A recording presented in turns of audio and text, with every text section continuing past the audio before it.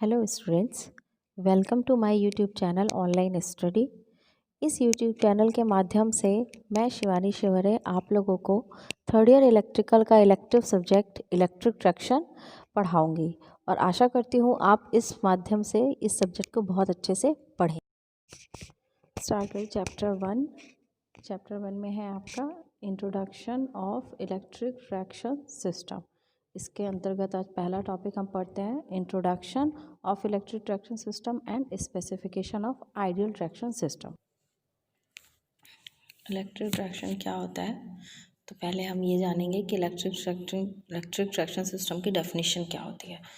तो इसमें देखिए लिखा हुआ है इलेक्ट्रिक सिस्टम जो वाहन के प्रणोदन या प्रोपल्शन के कारण बनती है।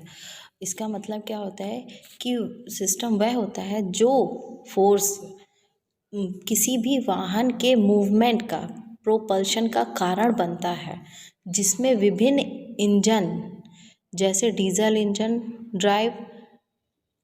जन ड्राइव इलेक्ट्रिक मोटर्स आदि से ट्रैक्टिव या ड्राइविंग फोर्स प्राप्त होता है, जिसे ट्रैक्शन सिस्टम कहा जाता है। जिस भी वाहन से अगर हमें जिस भी मेथड से हमें अगर फोर्स प्राप्त होता है, ड्राइविंग फोर्स प्राप्त होता है, उस सिस्टम को हम कहते हैं ट्रैक्शन सिस्टम।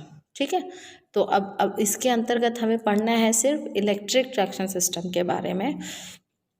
तो हम जानेंगे कि जो आइडियल इलेक्ट्रिक ट्रैक्शन सिस्टम होना चाहिए उसके क्या क्या लक्षण होने चाहिए। तो फर्स्ट है, देखिए इसमें इलेक्ट्रिक ट्रैक्शन सिस्टम कम स्थान घेरने वाली होनी चाहिए, यानी कि जो उसका साइज़ होना चाहिए वो बहुत कॉम्पैक्ट होना चाहिए। ओके, नेक्स्ट है सेकेंड पॉइंट है, यह भाप इंजन तथा विद्युत दोनों ही प्रकार के रास्तों पर चलने लायक होनी चाहिए।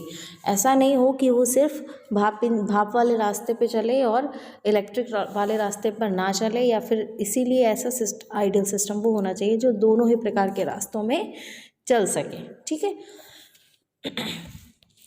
नेक्स्ट है इसी के आगे ये थर्ड पॉइंट क्या कह रहा है, हाई स्टार्टिंग टॉर्क उत्पन्न करने वाली होनी चाहिए। जो हमारा इलेक्ट्रिक ट्रैक्शन सिस्टम होना चाहिए उसका जो स्टार्टिंग टॉर्क है वो हाई होना चाहिए। ये हाई टॉर्क हाई एक्सेलरेशन उत्पन्न कर सके, ठीक है, जिससे उच्च त्वरण को ये उत्पन्न कर सके, जिसके परिणाम स्वरूप इसकी निर्धारित गति में वृद्धि भी की जा सके, इसकी स्पीड को हम बढ़ा सकें, जो उसकी डिफाइंड स्पीड है उससे भी हम अधिक बढ़ा सकें।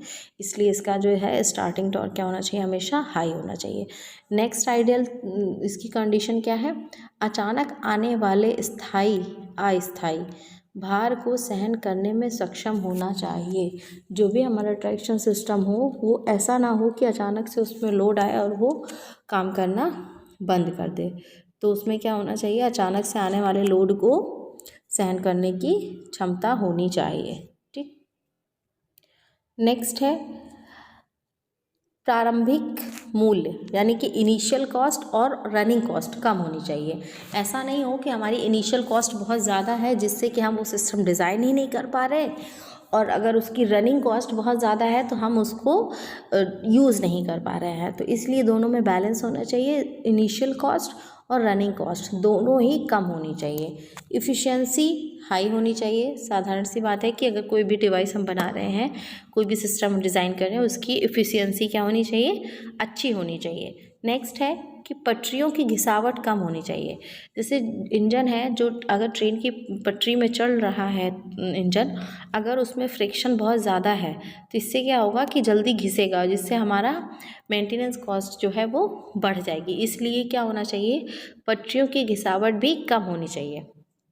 अगला पॉइंट है, ब्रेक लगाने वाला सिस्टम में अधिक व्यय नहीं होना चाहिए। नेक्स्ट सिस्टम क्या है कि अगर हमें ब्रेक लगाना है तो ब्रेकिंग सिस्टम जो है वो बहुत इकोनॉमिकल होना चाहिए। ऐसा ना हो कि हमने ब्रेकिंग सिस्टम बहुत एक्सपेंसिव लगा दिया तो जिससे कि हमारी रनिंग कॉस्ट जो है वो बढ़ जाएगी। तो हमें हमेशा ध्यान रखना चाहिए कि ब्रेकिंग सिस्टम है किसी भी ट्रैक्शन सिस्टम में, उसमें ज़्यादा खर्चा नहीं होना चाहिए, एक इकोनॉमिकल सिस्टम प्रयोग करना चाहिए। नेक्स्ट पॉइंट है, विद्युत ट्रैक्शन की दशा में, यानी कि इलेक्ट्रिक ट्रैक्शन की कंडीशन में अपनाई गई प्रणाली से पहले से संस्थापित टेलीफोन या टेलीग्राफ लाइन के कार्य में बाधा उत्पन्न नहीं होनी चाहिए। इस पॉइंट का मतलब क्या है कि जब अगर हम इलेक्ट्रिक ट्रैक्शन की लाइन, ट्रांसमिशन लाइन कहीं से जा रही है, वहाँ ऑलरेडी टेलीफोन लाइन या टेलीग्राफ लाइन वहाँ से जा रही हैं, तो हमें ऐसा नहीं करना है कि उस लाइन को, जो पहले से इंस्टॉल्ड लाइन है, उनमें कोई भी तरीके का बाधा उत्पन्न हो या कोई भी लॉसेस हो। इसलिए हमेशा याद रखना है कि जहाँ टेलीफोन लाइन है, टेलीग्राफ लाइन है, उसको बचाते हुए ही हमें अपनी ट्रांसमिशन लाइन को ले जाना है। ठीक, तो ये सारी कंडीशंस हैं एक आइडियल ट्रैक्शन सिस्टम की, जो कि हर एक ट्रैक्शन सिस्टम में हम बनाने से पहले इस कोशिश करते हैं कि ये सारी कंडीशंस को फुलफ़िल करें।